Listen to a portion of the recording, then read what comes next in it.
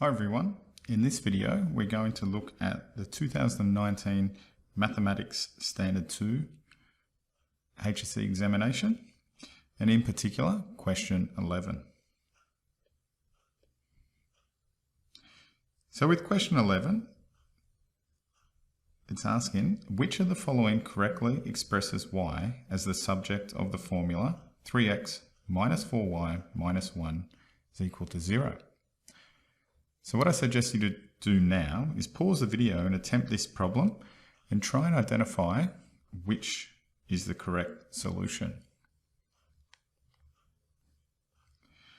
Okay, I'm going to start working through this problem. I'm just going to rewrite the question here. 3x minus 4y minus 1 is equal to 0.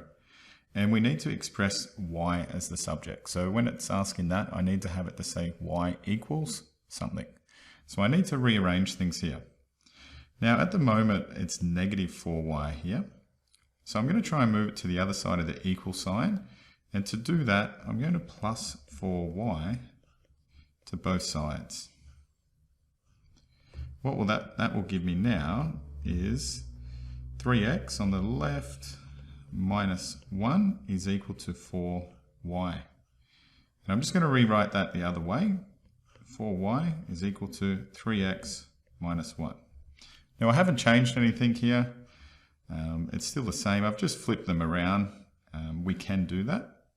So the final step now, I've got 4y, which means 4 lots of y.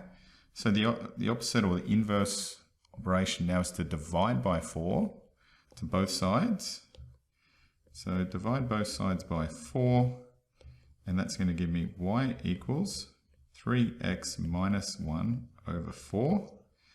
Now if we have a look in the multiple choice problems, that's not A, it's not B, it's going to be C. So C is our correct solution for this problem.